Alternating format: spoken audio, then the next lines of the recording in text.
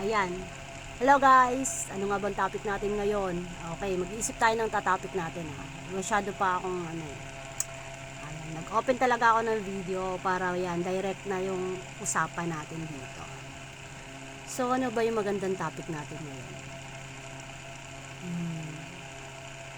About sa magjowa, family, magkakaibigan. Nasa na topic ko na yung magkaibigan eh. Family naman, na-topic ko na din.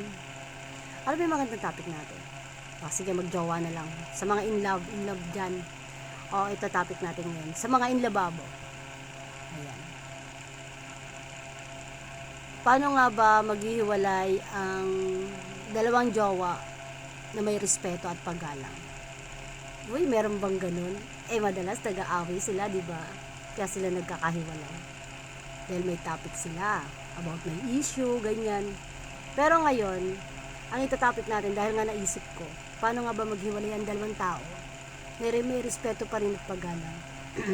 Kasi hindi naman porke naghiwalay kayo, wala na kayong masasabi sa isa't isa na puro maganda, di ba? Syempre mayroon pa rin maganda. Syempre, dahil nga nagmahalan kayo, may pinagsamahan kayo, syempre igagalang niyo yun at irerespeto.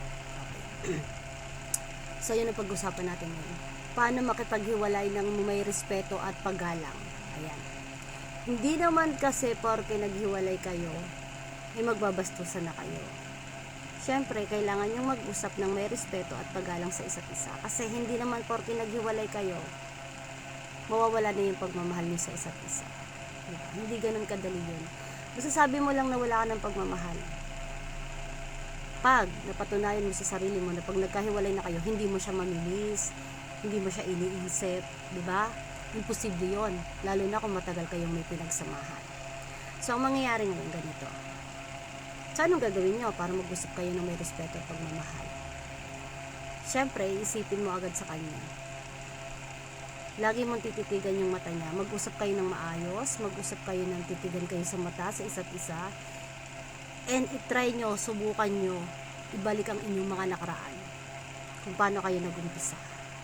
Ngayon, kung paano kayo nag-umpisa, pag-usapan yung dalawa, paano nga ba tayo nag-umpisa? Paano mo nga ba ginulo yung buhay ko? Diba niligawan mo ako? Nung nililigawan mo ako, sinabi mo sa akin, ibibigay mo ang lahat, gagawin mo akong prinsesa, ganun. Ay nagkasama na kayo, nagkataon, diba? Nagkasawaan na kayo. Hindi naman porke nawawala na kayo ng spark sa isa't isa, hindi nyo na mahal yun. Hindi totoo yun. Kaya maraming nagkakaroon ng pagkakasala at nagiging cheater ang isa't isa. Nag-cheat ang isa't isa sa inyo. Kasi nga, dahil na-topic ko yung kahapon, walang pinagkakontentohan. Kasi iniisip nyo, hindi nyo na mahal ang isa't isa. Hindi.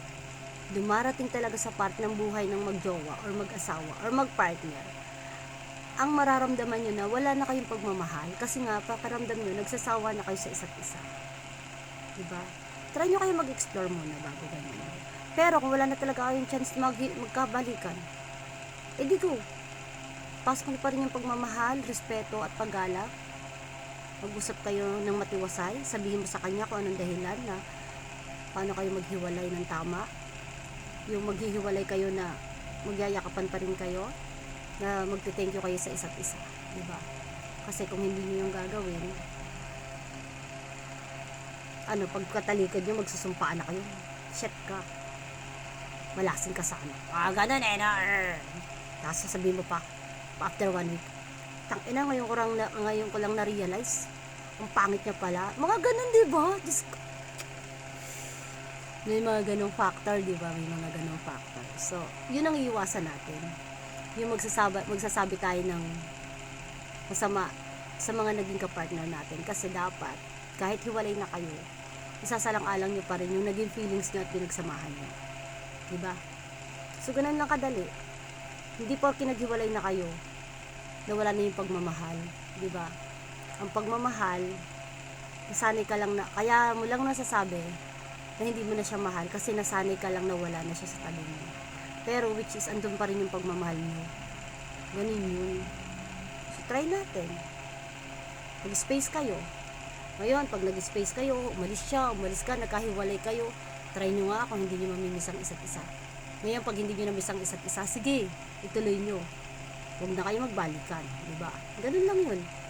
And kasi ang totoong nagmamahal at pag naghiwalay kayo ng may mga dahilan, kahit pa sabihin mo na ipinagpalit ka na sa iba, once na nagkahiwalay na kayo, doon yung masusubukan kung talagang mahal niyo yung ipinalit mo sa kanya. Di ba? Nagiging kontento ka. Pag sinabing na kontento ka na doon sa pinalit mo sa kanya, di go, i-push mo. Pero kung hindi ka na kontento, ibig sabihin, mahal mo pa rin mahal mo pa rin yung tao na hiniwalayan mo. So ngayon, pag nakipagbalikan siya sa'yo, swerte mo. Pero pag hindi, sorry na lang, di ba? Sabi nga, may kasabihan nga tayo lagi. Always deserve to be happy, di ba?